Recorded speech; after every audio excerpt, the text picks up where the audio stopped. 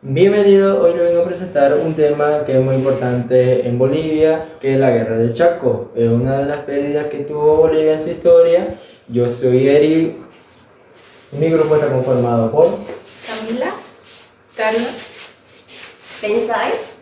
y Leonardo. La Guerra del Chaco 1932-1935 constituyó una bisagra en la historia de Bolivia, como así también del Paraguay. En el caso boliviano fue a la vez el catalizador de la crisis estructural del orden oligárquico y el acelerador de transformaciones que excavarían con dicho orden en la Revolución de 1952. Durante 50 años había dominado Bolivia un modelo oligárquico que atravesaba por una crisis terminal debido al mantenimiento de un sistema de exclusión y de explotación de la mayoría de la población indígena y campesina. Por un lado, exclusión política, puesto que el derecho a la participación política estaba restringido al sector masculino, blanco y mestizo, alfabetizado e hispanoparlante, es decir, a una infima parte de la población. Por otro lado, la explotación económica, ya que en las zonas rurales predominaba el sistema de haciendas donde el propietario cedía parcelas de tierra al indígena y le imponía obligaciones de producción agrícola y servicios personales, conocidos como conguaje, a expensas de los dominios comunitarios. Además, influía la crisis estructural oligárquica, el hecho que la economía boliviana dependía casi por completo de las actividades mineras, en especial las del estaño, que representaba más del 70% de las exportaciones. La producción y la exportación del mineral estaban predominadas por los varones de estaño, Simón Patiño, Mauricio Hochschild y la familia Aramayo, por aquellos políticos, militares y periodistas que defendían sus intereses conocidos como la rosca. La debilidad de la minería del estaño consistía en depender de los precios internacionales, lo que se evidenció en la crisis de 1929, cuando una gran contracción de la semana industrial hizo descender parte de los precios de la producción del estaño. En marco de esta crisis económica, en 1931 asumió la presidencia Daniel Salamanca, del Partido Republicano Genuino, división del Partido Republicano que gobernaba desde 1920 y estaba liderada por Bautista Saavedra. Para enfrentar esta situación socioeconómica del gobierno de Salamanca, implementó un plan inflacionario que provocó la subida de los precios y el comienzo de la inflación, motivando protestas de los obreros que fueron reprimidas. Los antecedentes del conflicto deben buscarse en la colonización española de América. Al producirse la independencia, las nuevas naciones americanas se consideraron herederas de las divisiones territoriales coloniales, que era confusa. El virreinato de Río de la Plata abarcaba aproximadamente el territorio de las actuales repúblicas del Paraguay, Uruguay, Argentina y Bolivia. Exceptuando el Uruguay, que estaba muy alejado del Chaco, los otros tres países reclamaron el territorio del Chaco apoyándose en las leyes españolas. La ciudad de Charcas, hoy Sucre, Bolivia, tenía jurisdicción sobre parte del Chaco según las leyes españolas. Las ciudades tenían jurisdicción en una área de 100 millas a la redonda. De hecho, Asunción exploró y fundó algunos asentamientos en el Chaco, como Fuente Borbón, hoy Olimpo. Pero Buenos Aires había sido la capital del Virreinato de la Plata y como tal había ejercido alguna del gobierno del Chaco, dependiente de la interpretación. Las leyes coloniales apoyaban las reclamaciones del Paraguay, la Argentina y Bolivia. Para 1930 el Paraguay había poblado la región chaqueña del sureste y del centro, mientras que Bolivia había poblado la del noroeste. La solución razonable hubiera sido negociar los límites de la zona en que no existía ninguna ocupación efectiva de ninguno de los dos países.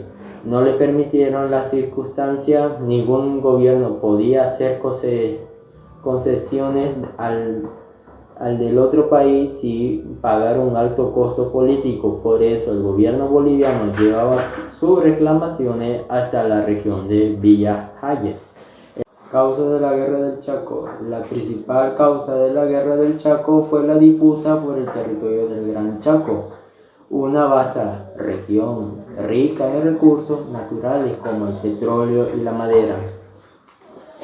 Tanto Bolivia como Paraguay reclamaban la posesión de esta área estrategida, lo que generó tensiones y rivalidades entre los dos países. Además existían diferencias culturales y económicas.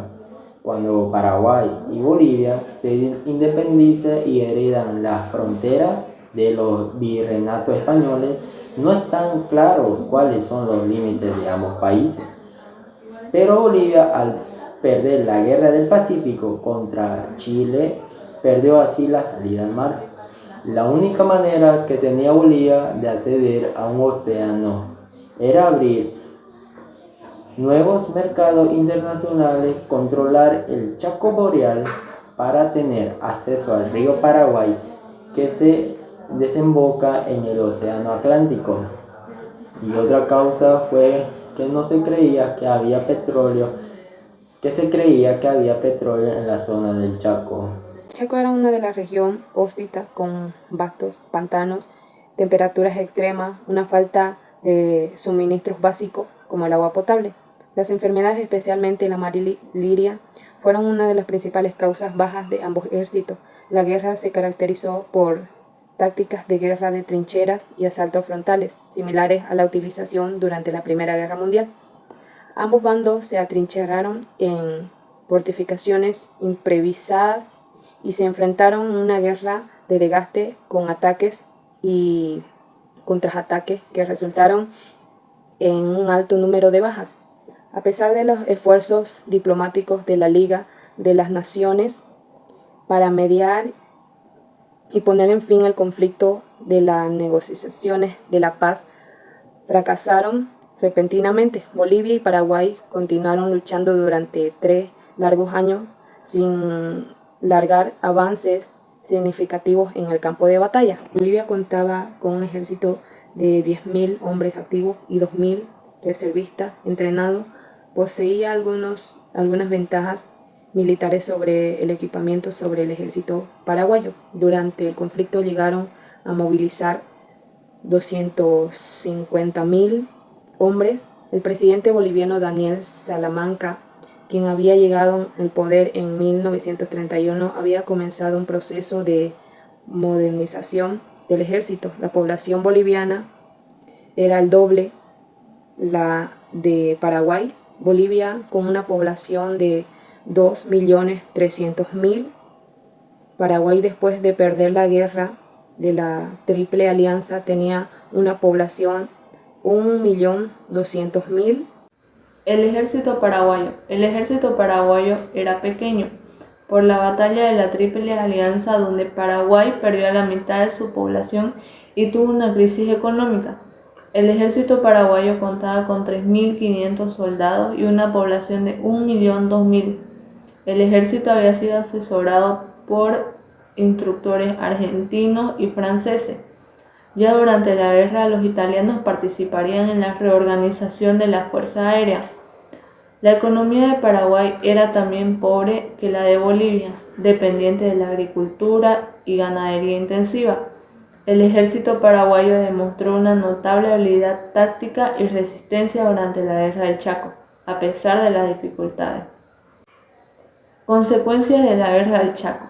Entre las consecuencias de la Guerra del Chaco se destacan las siguientes: la muerte en combate de unos 60.000 militares bolivianos y unos 30.000 paraguayos, más los miles de heridos, desaparecidos, mutilados y afectados por enfermedades como malaria, cólera, disentería y fiebre amarilla.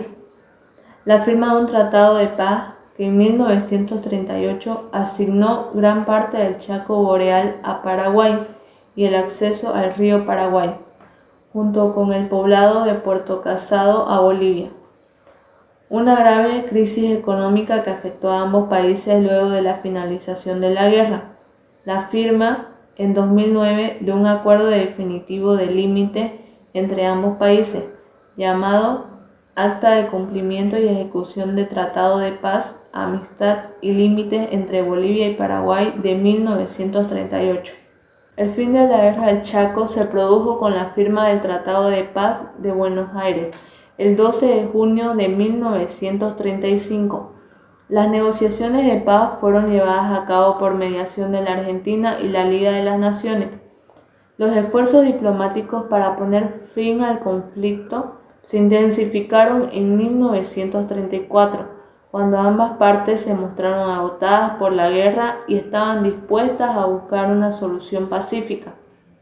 El Tratado de Paz de Buenos Aires estableció una nueva frontera entre Bolivia y Paraguay, defendiendo la posesión de la región disputada del Gran Chaco.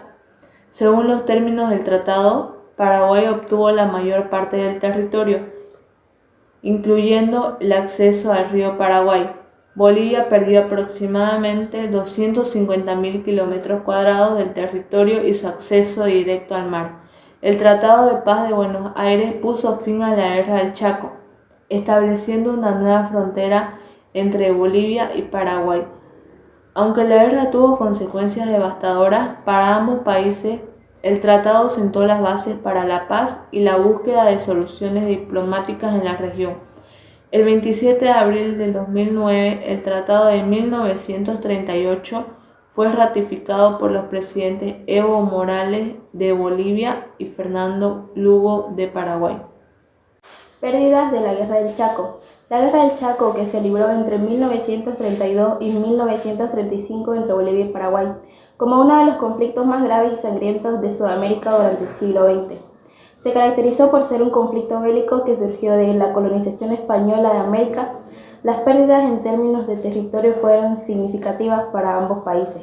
A pesar de tener un ejército más numeroso, Bolivia perdió 235 kilómetros cuadrados, aproximadamente 3/4 partes del Chaco boreal, y territorio se aproxima que Bolivia perdió 235.000 kilómetros cuadrados de territorio. Paraguay, a pesar de no ser proporcional cifras exactas, se habló de un 80% de la población masculina paraguaya. Además de las pérdidas territoriales, Bolivia y Paraguay sufrieron daños económicos y sociales significativos debido a la guerra. La lucha del proletariado se refiere principalmente a la lucha de clases entre las clases trabajadoras y la clase dominante, burguesía. En el contexto del capitalismo ha sido un tema central en la política y la teoría social desde el siglo XIX y continúa siendo relevante en la actualidad.